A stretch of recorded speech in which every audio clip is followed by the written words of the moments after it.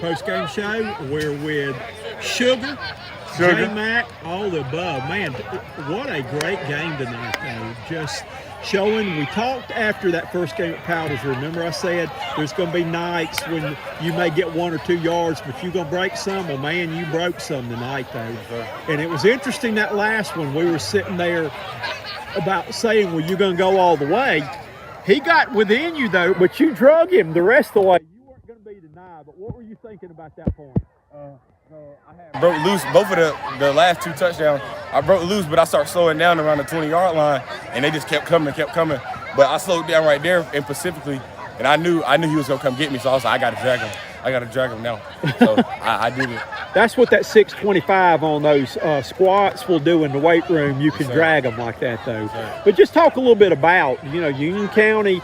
You had a big game as a team last week. You played well against Spartanburg, and it's easy to look at a team that hadn't won a game and all. And they had played you well in the Jamboree.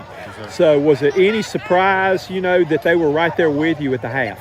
I knew they was gonna come in, and they definitely. This is a school that believe in themselves. You can just tell by the way their demeanor is. They believe. So I knew they was gonna stack the box, and I knew it was gonna happen. But hey, it's gonna break out. It's all gonna come.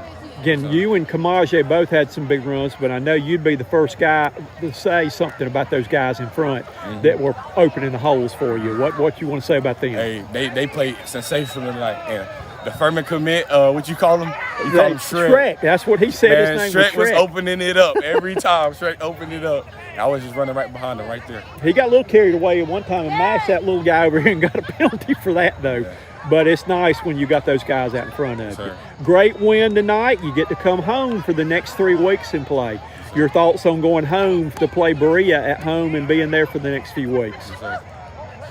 So we will see you then. Congratulations on a good ball game tonight. Yes, sir. I appreciate you. Thank you. All right, we're with the big man, Shrek, on the offensive line now. Just talk about the offensive line performance tonight. When you got 2 backs behind you that had huge nights like they had tonight, the first thing I asked J-Mac was, I said, I hope you thank your linemen. But just talk a little bit about the game in the trenches tonight. Yeah, before the game, I told the guys, we've been good this year, but let's go dominate tonight. We hadn't dominated nobody yet. First half came out kind of slow, kind of stale, but halftime, we made adjustments, and we came out and we matched them second half. I'm so proud of my guys. I think it's the best game they played all year. I'm looking forward to improving from here and only get better.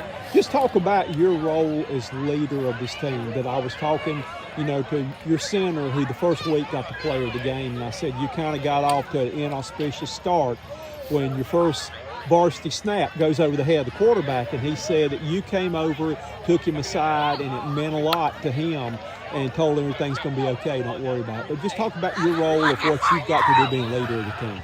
Yeah, I love my guys. I just try to keep their head in the game. Anything they need, they come ask me. I tell them they got any questions about plays or schemes, come ask me. I just try to be there for them the whole game, and I just love my guys. You've got to love the difference this year. This team, in the past, Broome was more of a passing team, but this is smash-mouth football. That offensive linemen have got to love that, where it's just one-on-one battles, and that's something I think you really excel in. Yes, sir. I think we did a really good job not on interior double teams on our inside zone. That's what we scored a lot of our points on, and the guys that bought into smash-mouth football, has been passing offense, but the guys ready to go out there and run block, and they know we're coming here to run it down your throat. Well, again, being as big as you are, I know sometimes you stay with your blocks, but the officials can't help but see sometimes when you run over little fellas out there. But, that's kind of staying with your block. Is that you feel like sometimes maybe they watch you too much?